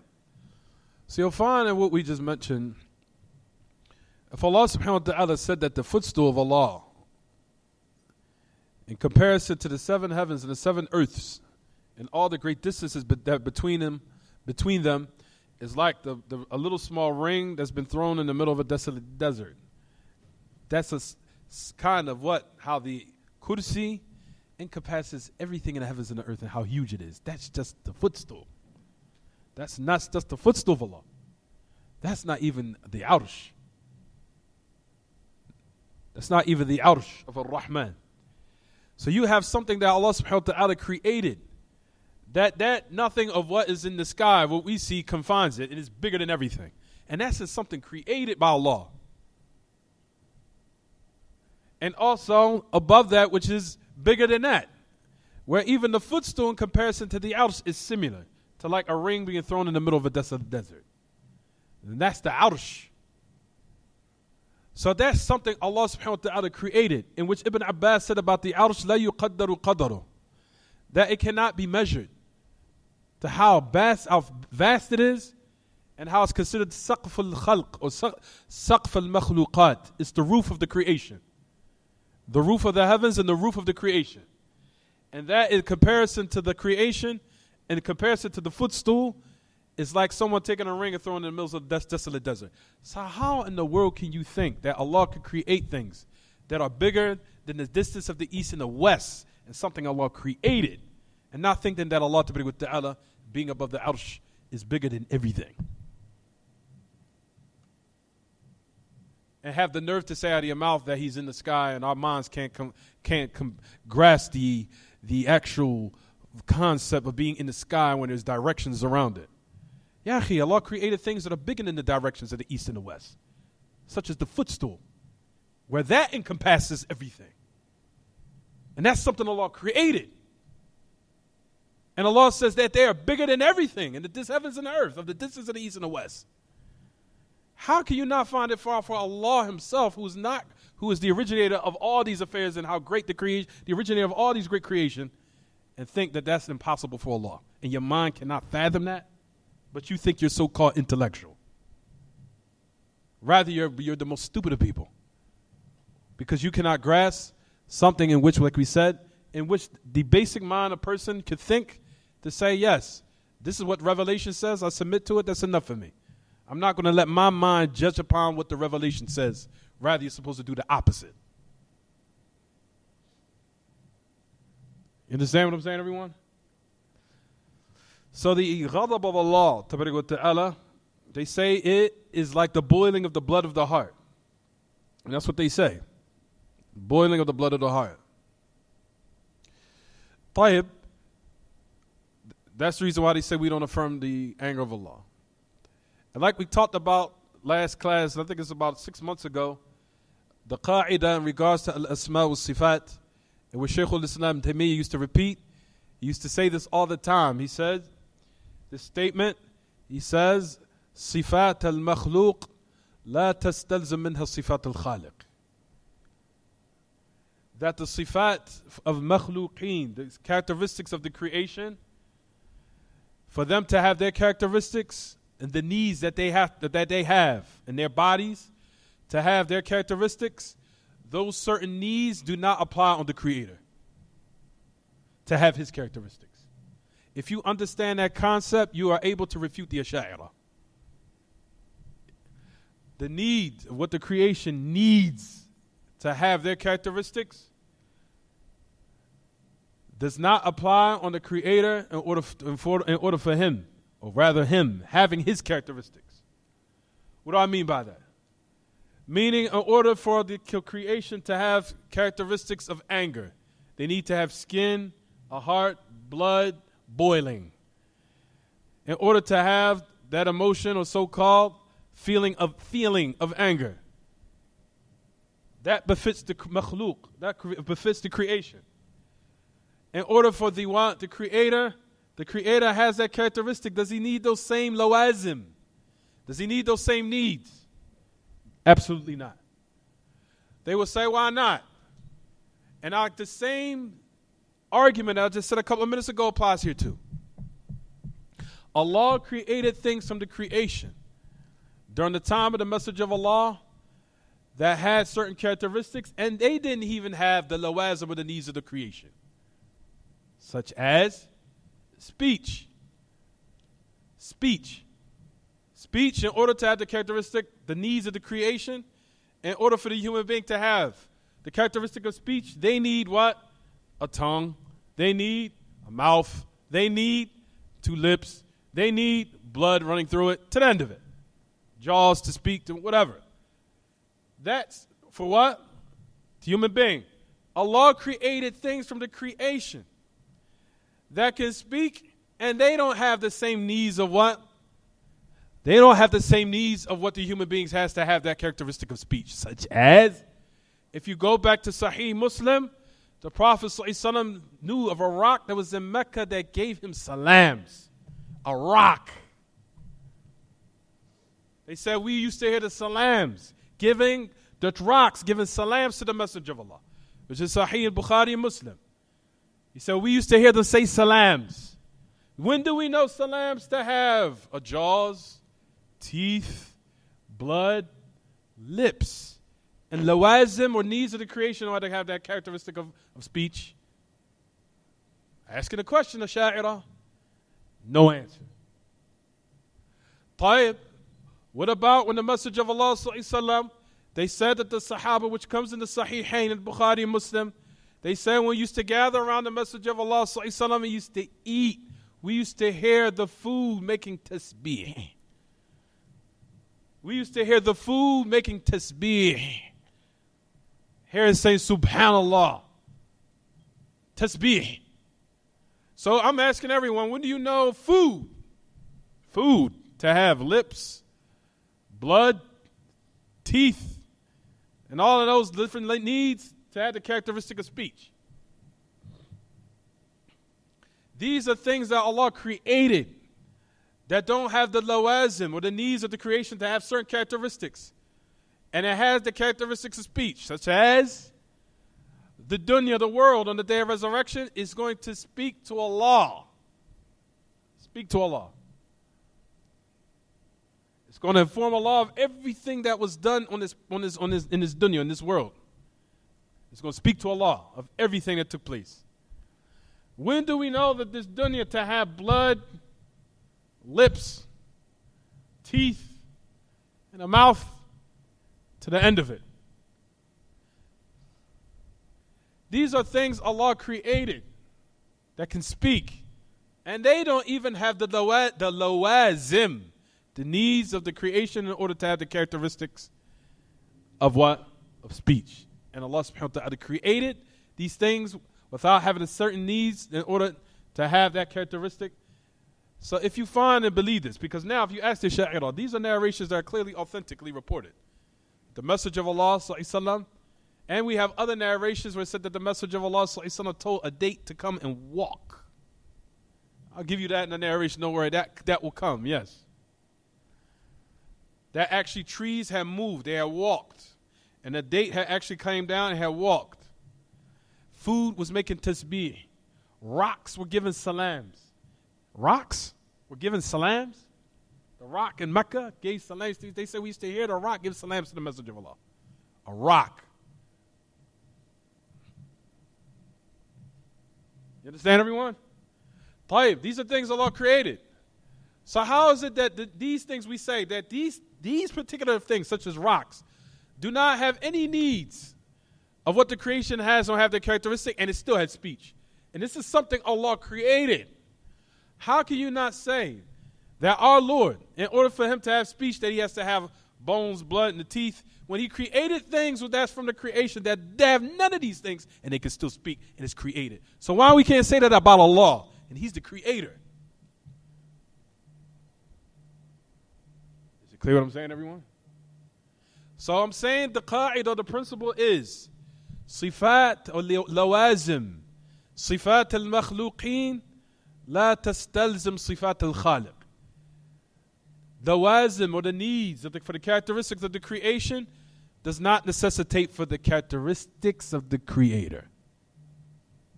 Is it clear what I'm saying or not? Write this down, because if you don't, you're going to be finished out here in this world, in this jungle of deviance that is out there. Because they will run circles around you if you do not have these principles memorized. They will mess your head up, misconstrue everything, twist your head, then you'll be from one of their followers. I'll say the qa'idah again and we'll stop.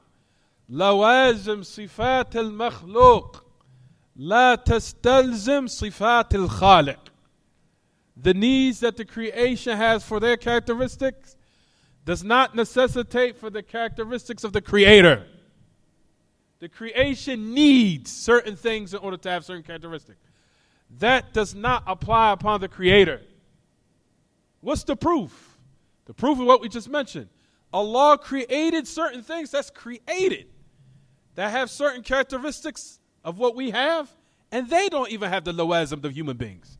They don't even have the needs of the human beings to have those characteristics. And that's for things created.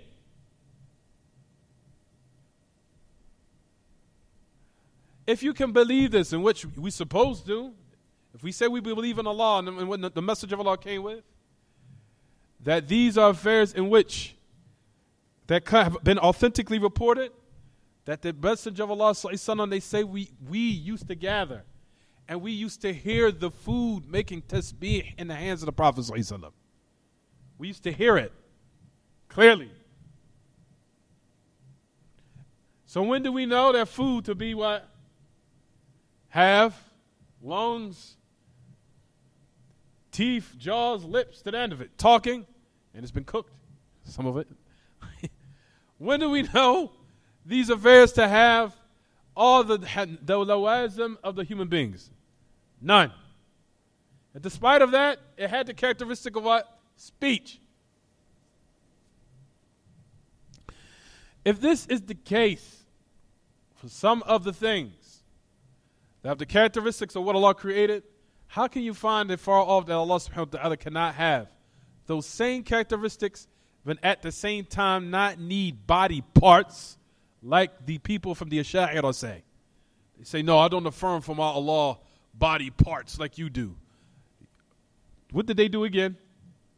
They fell into what again? Resemblance. What they tried to accuse you of and what they so-called try to flee away from, they fell what? Right into it. That's why they what? Negated it. You'll find it on the tongue of every person of deviance in the Asma wa Sifat. There's not one, except you'll find they do the exact same thing. Allah is not in the sky. I never said he was in the sky. I never said that. Never said he was in the sky. What did you just do? You just made resemblance. That's the reason why you found the negating that Allah is above, because of that statement, because you found the resemblance. You understand, everyone? Is it clear now? I don't believe Allah sits on a throne. I never said Allah sat on a throne. You said that. That's the reason why you negated it. Is it clear what I'm saying? You see my Lord sits. I never said anything. You said that. I say Allah's above the Arsh, because that's what Allah said about himself. And are you more knowledgeable of Allah, or is Allah more knowledgeable about himself? Clear question. So you're the one that argues with your Lord, because your mind can't grasp. It's just like you saying, for example, I'm saying, listen, I know about myself that I know I have a mark on my arm right here. I see it clearly. I know I'm more knowledgeable about myself than everybody else. Someone comes behind me and says, no, you don't. That don't make sense to me. You're going to be looking at it like, what? Doesn't make absolutely sense, Yaki. I'm more knowledgeable myself than anyone else is more knowledgeable than my own self. Who are you to come behind and say now, no. I know you say that about yourself, but I don't believe that. You understand? أَأَنْتَ أَعْلَمُ أَمِ اللَّهِ. Are you more knowledgeable than Allah, or you are more knowledgeable than Allah? Or are you more knowledgeable about Allah than he's more knowledgeable about himself? Is it clear what I'm saying, everyone? I will stop here. Any questions about the class? Tafadal. Oh, absolutely.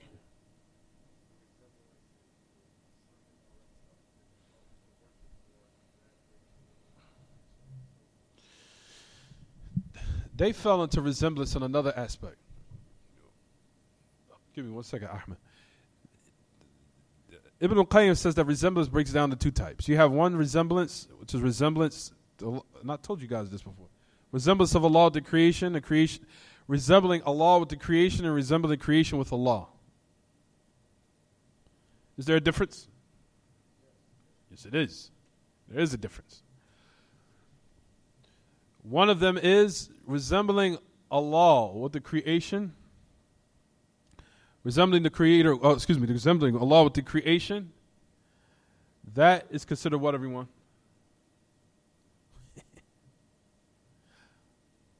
Listen real carefully.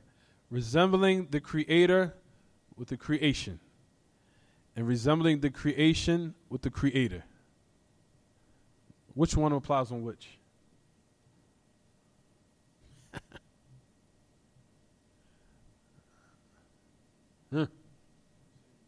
Resembling the Creator with the creation. I'll ask you this. What is polytheism? Polytheism is what? When the Christians say, oh Jesus, you're God, you're Lord. You hear everything, you see everything, you forgive all. What did they do? They resembled Allah with the creation, or they resembled the creation with Allah? What do you say, Jamal?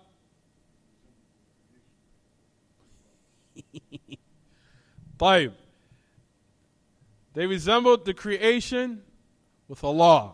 Resembling the creation with Allah is polytheism. That's exactly what polytheism is. It's resemblance. You resemble the creation with Allah. Resembling Allah with the creation is what? It's deviation in al-asma' wa sifat. Deviation in the bab al-asma' wa sifat, but no doubt that's kufr. No doubt. Exactly. So that's what the Christians do.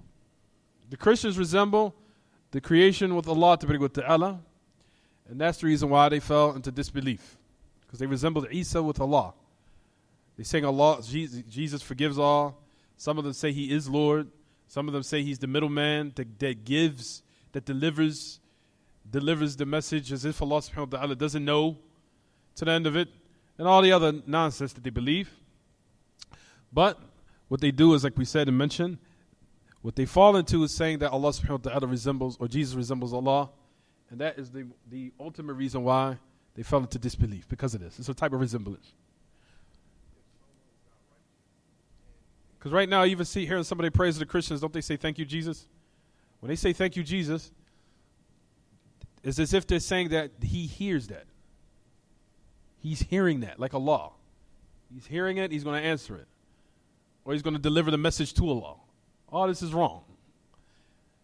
And Allah subhanahu wa ta'ala, as if he doesn't hear all the calls and the cries and the voices of the ibad, and that Jesus needs to help him do that.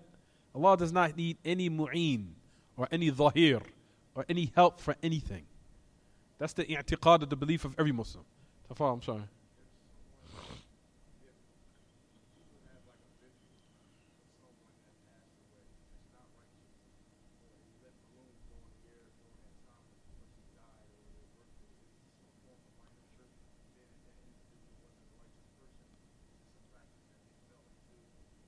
You mean as far as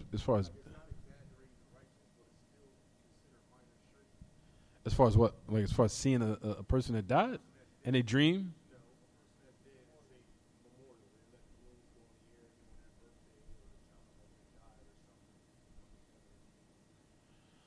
What's the significance of that, though? Just to remember them?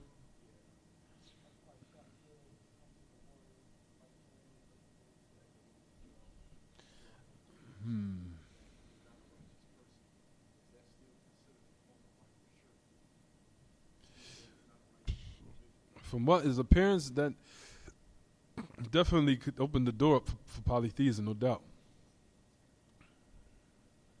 What if it's apparent that we could say, due to the fact that it could lead down to the road to shirk because of that type of celebration, could be considered minor shirk. Could be considered minor shirk. To open up balloons and let them fly and remember that person as a result, maybe one day they could probably take him as something. That could be considered minor shirk.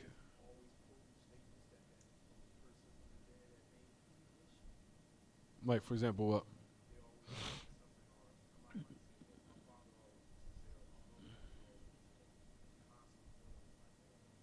I don't know. Allahu A'lam. I don't think that's... It depends. If you're trying to use that as an evidence, a concrete evidence over Kitaab and Sunnah, I don't see that. Then that might go to something that's impermissible. But if it's just a person that's saying that, my mom used to advise me, tell me to stay away from such and such, I don't see anything wrong with that. I want to say innovation. For example, you would say my mother used to always teach me not to put my hands in food without washing them. What's wrong with that? There's nothing wrong with that. I guess it depends on what's the significance or what's the intent behind it. Like if you're trying to utilize it as an evidence to now go against Kitaab and Sunnah, I think that's when it trickles over to something haram. Like I'm not doing that because my mom said. That's something different. But if you're just saying, for example, along the lines, like for example, my dad used to tell me to always, he used to teach me never to dress a certain way around people in this manner because it's impolite, it's disrespectful, because it's customary. There's nothing wrong with that. I don't see anything wrong with that at all. Like, to dress, always have manners, and you talk to someone, when you speak to someone, to speak to them face to face, don't have your back towards them. That agrees with Kitab and Sunnah. I mean, if they say something like that, that's what my father was to teach me. I don't see morally, I don't see anything wrong with that. I guess it depends on what's the situation. Allahu A'lam. Tafadhal.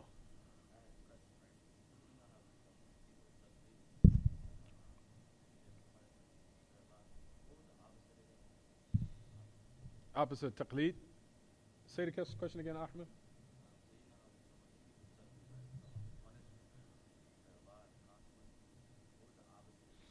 Opposite is love.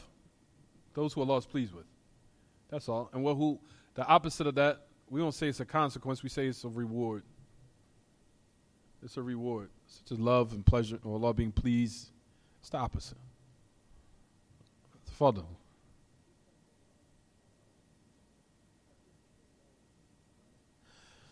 It's crazy because you find the statements of the Salaf that they say what the people of the Jahmiyyah and the Sha'ira, what they say is worse than the statements of the Christians.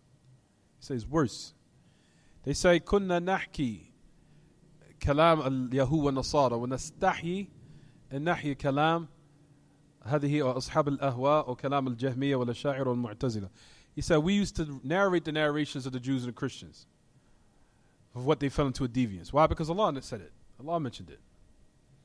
He said, but we used to feel shy of mentioning the statements of the people deviants from the Muslims. He said we used to feel shy. For example, they say that Allah is in Jesus, or Jesus is Allah, or what have you, right? For one now to say Allah is everywhere and everything, that's worse than what the Christians say. It's worse. You understand? Or that Allah is one with the creation, and the creations become one with Allah. He said we used to feel shy that we mentioned the statements of the Jahmiyyah and the Mu'tazila. He said we used to mention the statements of the Yahud and Nasara. That's Abdullah bin Mubarak used to say that. But we used to be shy to bring the statements of the people of deviance due to the severity and how on a higher level and how on a higher level it was of being uglified in the things they used to say. It was on a whole nother level. It was worse than what the Christians would say. It was worse. You even hear the Christians say, they say, some of them, our Father above the heavens. You got Muslims out here that say Allah exists without a place. Who's worse? The Christians now are better than they believe than you. And you say you're Muslim. You got Muslims out here that say Allah is not above. Muslims that say Allah exists without a place. Or Allah exists an existence that is eternally an internal existence in the mind, not external. It's all philosophy that they utilize. And that's when you read in your books that they used to say that the Salaf used to warn from rhetoric, that's what they're talking about. That's what he's speaking about. Like rhetoric, no, they're talking about logic and philosophy and things of that nature. So, the Christians say our Father above the heaven, even though that's still wrong, because Allah is not the Father of anyone. But they still affirm what? Allah is above. They say, no, Allah is not above. Allah is either everywhere, or He exists in an internal existence in our mind, or He exists without a place. Whoa, y'all, what y'all fell into is worse than what the Christians say. At least the Christians say that He's above, even though they say Father, but at least they affirm the aboveness, right? You guys don't even affirm that. Who's worse now? Those are the Christians? Who is better now in this aspect specifically? Huh? The Christians. You see the dangers of deviance? Made the Christians better than you in their belief system than you as a Muslim. That's disgraceful. That's the reason why we warn against deviance. You understand, everyone? Last question, we got to cut because we got to pray. Who's you have? Who's you?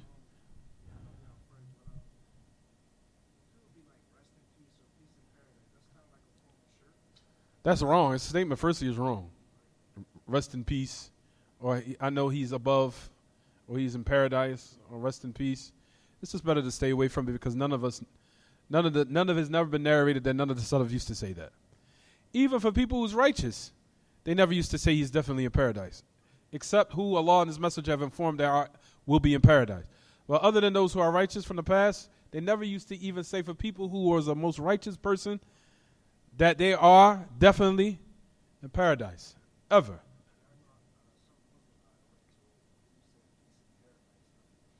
A lot of the Muslim shaykh these days and times is sad, but a lot of them, because of their ignorance, they don't attend class, they don't care. They think they already know, I was born with this, I got this.